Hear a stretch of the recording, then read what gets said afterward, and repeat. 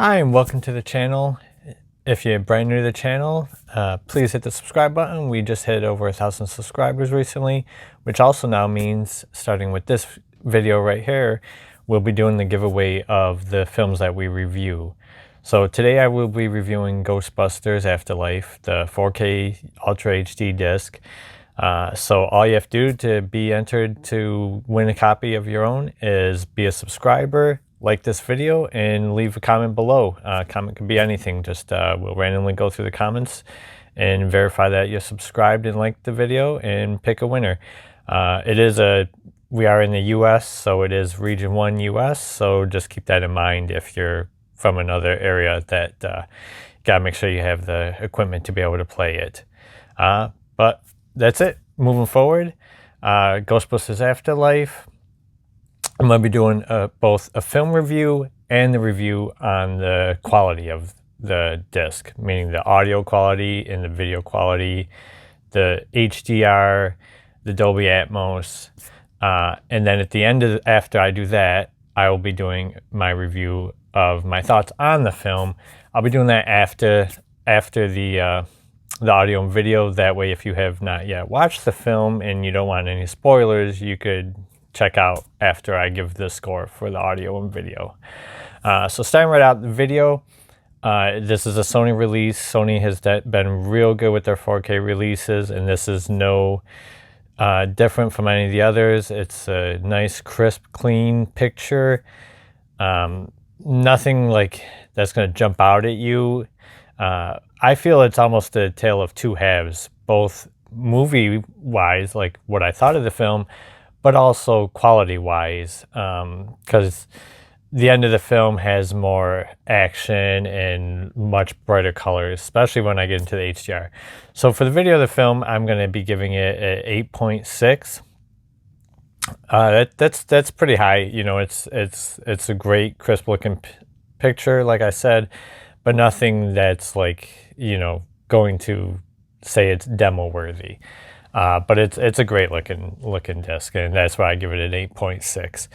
For the HDR, I'm a little conflicted here because the second half of the film, the HDR is absolutely phenomenal. All the ghosts and special effects just look fantastic.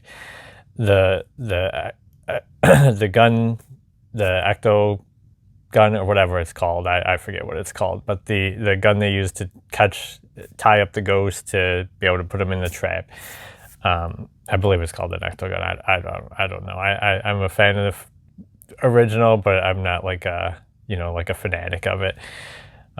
But the gun, it just looks phenomenal. The HDR in it, you could see so much more detail in it compared to obviously the original film, you know, that came out back in the 80s. But it really like jumps out on it. I reviewed this in my home theater, which I'm in right now, and as you could see, it still needs some finishing touches, but it's very functional and it still looks great. The equipment is amazing. I'm just now finishing up the touches on the room. You can see one of the walls back here still hasn't been painted, but that's because we'll be putting in 5/8 drywall over the current wall, and that's when we'll start hiding the wires. But anyways, back to the film. So the HDR, besides ectos, all the spirits and stuff, it really shines. Then there's a scene where they're like in kind of a storm, and it's, you know, very vivid colors. I thought the HDR was fantastic. And the HDR, I'm giving a score of 8.9. And if it was throughout the whole film, it would have been in the 9s. I only knocked it down a tiny bit. Overall, I probably would have gave it a 9.2 for HDR, but because it's really only the second half of the film, really even the last third of the film, more than half, is where it really kind of kicks in and shines. Audio, overall audio is great. I'm talking about just the audio as a whole, not the Atmos yet, but it's very good surround effects, very active in all channels, it seems. I felt immersed. The soundstage was just excellent. So for basic audio, I'm going to give it an 8.7. And then for Atmos, the Atmos is similar to the film with the HDR, where like the second half it really kicks in. And for Atmos, I give it an 8.3. There's some great scenes where the overhead channels are just sound great, and that's what I'm all about for the Atmos. Okay, now I'll be going into and reviewing the film itself. So if you have not watched the film yet, now would be the time to check out if you don't want any spoilers. So I'll give you a couple of seconds. Okay, so the movie. The movie was better than I expected. Going into the film, it's, you're excited that they're making another one, but you don't, at least I can't imagine many people had high expectations. So going into it, I thought I would enjoy the film, but I thought it would just be like kind of a middle of the road type. If I were predicting what I would score it before watching the film, I probably would predict maybe the 6s, like mid 6. 5 is kind of my middle of the road, where the film is like, I'm not upset that I watched it. I don't feel like I wasted my time, but it's also, I'm not glad I watched it either, and I don't plan on watching it again. So going into this one, I was expecting like low 6s, that I would just be like, that was nostalgic and a bit enjoyable. But I have to say, it was actually a lot better than I thought. And just like the HDR that I mentioned earlier, the film itself kind of carries that theme. It kind of drags a lot the first half, and they play heavy in the nostalgia, but not to where it's like that much fan service. It's almost like overdone.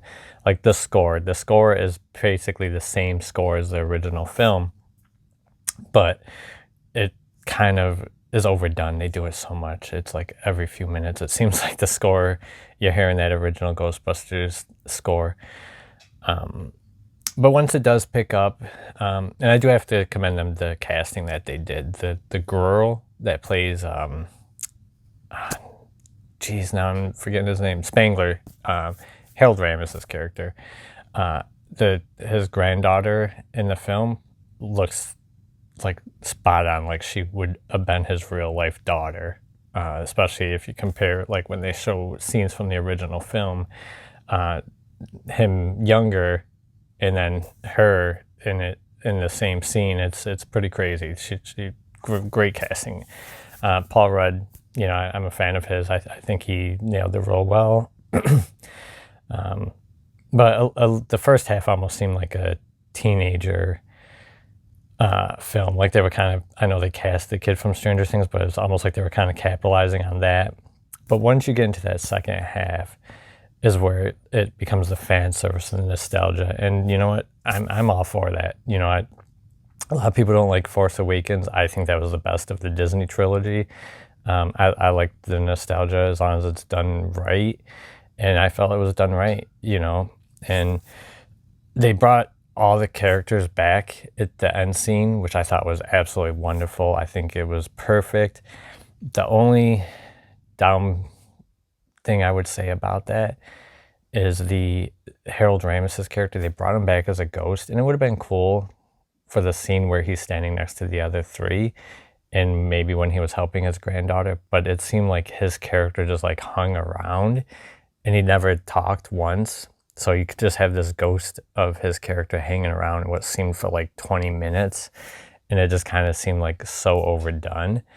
And it seemed awkward without him talking. Like people would talk to him and he would just kind of look at them. It was a little awkward. It kind of took me out of the film a little bit.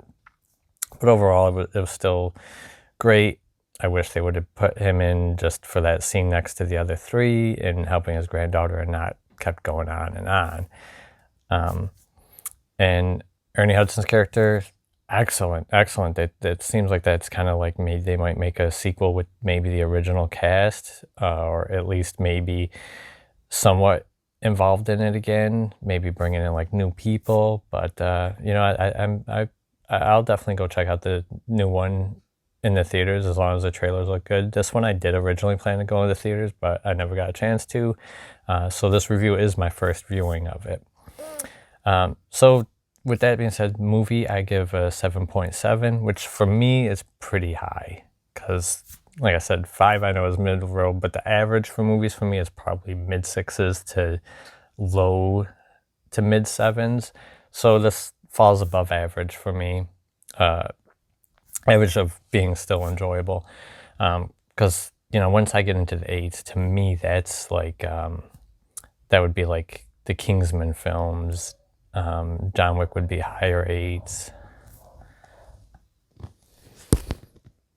Okay, I got cough in the middle there because someone was at my door and my dog was going crazy. But yeah, 7.7 is my score for the film.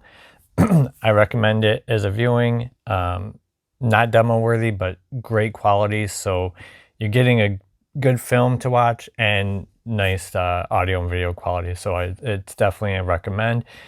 That's it. Be sure to like the video, subscribe to our channel. This is the first one we'll be doing a giveaway for, so I will be giving away to somebody a 4K UHD copy of Ghostbusters Afterlife Region 1. Just so you're aware, all you gotta do is be subscribed to the channel, like this video, and leave a comment below. That's it, and we'll pick a winner.